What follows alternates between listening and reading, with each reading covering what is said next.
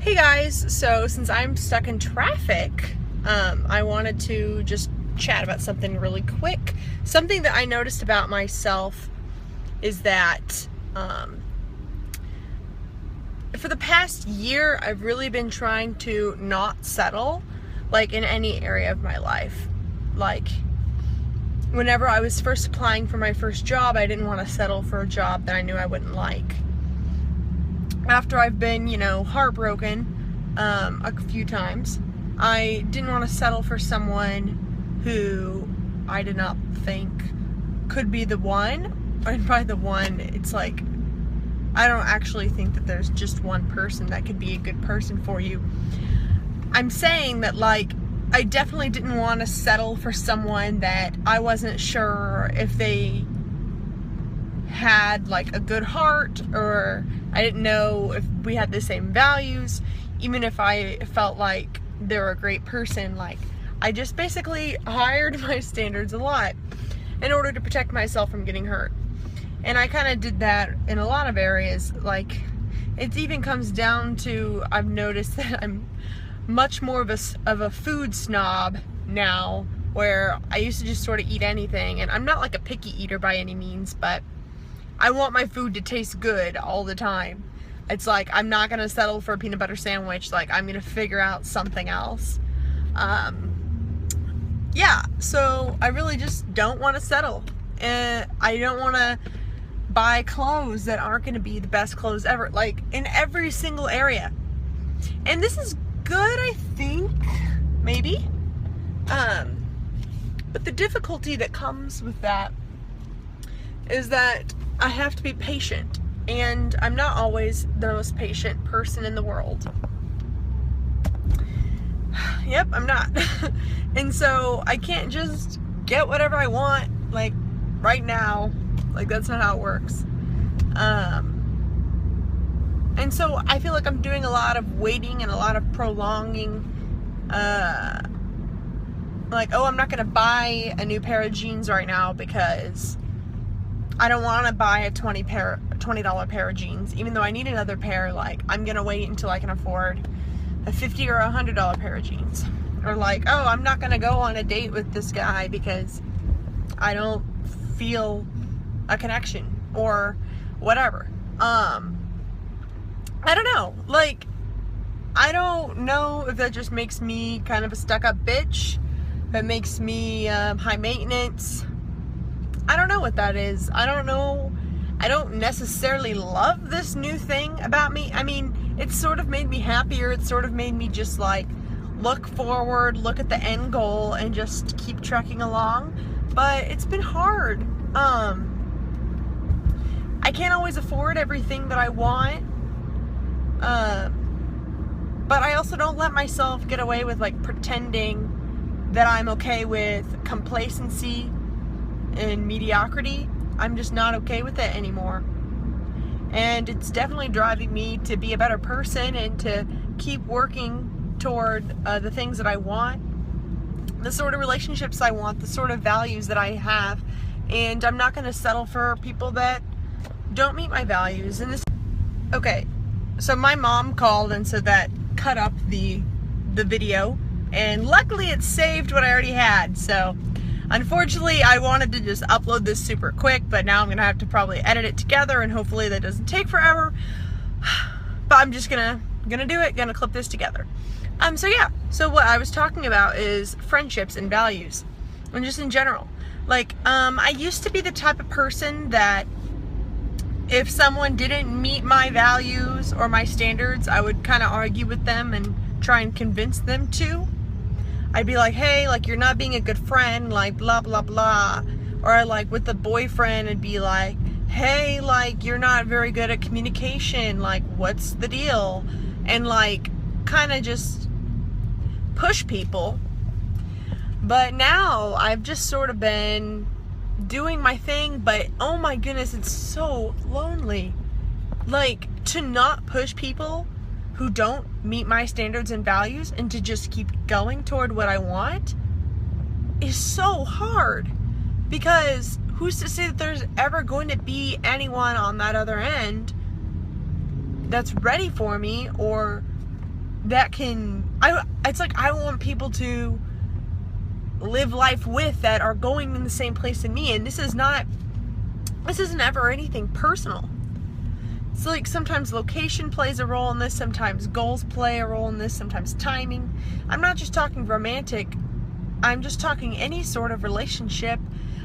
Having someone that's also going down the same path as you, has the same values as you, like, man, it's really hard to not settle. It's really hard to not call people that hasn't bothered to contact you for 6 months and try and like rekindle a friendship. It's easy. I mean, it's hard, especially with my tendencies and the type of person I am. I want to just be like, hey, I miss you to like 15 people. And I mean, okay, full disclosure, like I'm a pretty damn good communicator with people that do enter my heart. I'm pretty damn good at communicating. Now, yeah, like if you're important to me, I'm gonna respond to you basically instantly. But I mean, I've been busier. I don't know what I'm trying to say. The point is that like, this isn't like I am just putting all the burden on other people to contact me. Like basically the people that I've stopped talking to, it's been because there's been a very noticeable, like they aren't meeting me halfway. But the whole reason why I'm really even talking about this is not to brag or not to be holier than thou. The point that I realized about myself is that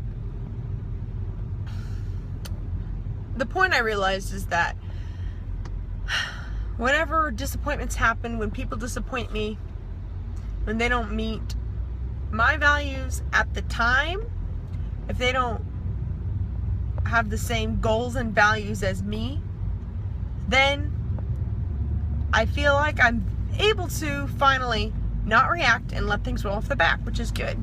I'll be like, you know what? That didn't work out how I wanted, but it's not my problem. Like, I'm getting pretty good at being like, it's not my problem. They just weren't for me. Like, if it's a relationship, it's like, guess that was not the one. Moving on now. Or like a friendship. Guess we weren't meant to be friends forever. Or guess they don't want to meet me halfway. So that's sad. That sucks. And I kind of just let that happen. Hold on just a second.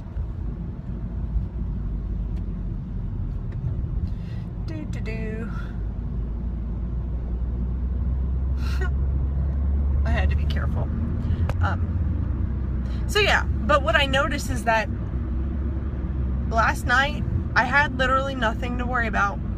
I didn't, but I was worrying anyway. Why? Because I realized that I have a lot of suppressed sadness from the past few years of my life, from being disappointed by people. I feel like for so long, I don't know if it was fake or if it was not fake, but it seems certainly like I tricked myself into thinking that I was letting things roll off the back. Or I don't know, I guess it's like my problem went from being overly reactive to suppressing things, and I don't really know which problem's better to have or if there's even an answer here. But for me, it's like there's been so often that I'm just like, okay, on to the next thing, on to the next one, on to the next friend, on to the next opportunity. Oh wow, you screwed me over. Or oh wow, you weren't as great as I thought you were. Or oh, looks like we can't be friends. Or looks like this just is not gonna work out. Looks like we don't have the same values. Looks like you don't actually care about me. Like, these things have been happening so much that it kind of goes in one ear and out the other, and I can pretty much trick myself into thinking that everything's fine. And because everything is fine, because it's not my fault, because there's nothing I can do besides go on to the next thing. But, man, there sure has been a lot of disappointments in my life the past year. And I just really want to be fucking happy, you know? Like, I don't want to have suppressed sadness. Like, I've gotten pretty good at being like, you know what? Some people think that I'm intense. So, I've gotten pretty good at being like, you know what? If you think that I'm intense, then I guess I'm not for you. I'm for someone else. I guess if you think that I'm intense or too much, then I'm going to find someone who's just enough for me. So I'm a lot less shameful of being intense or too much or expressive or emotionally communicative and expressive. But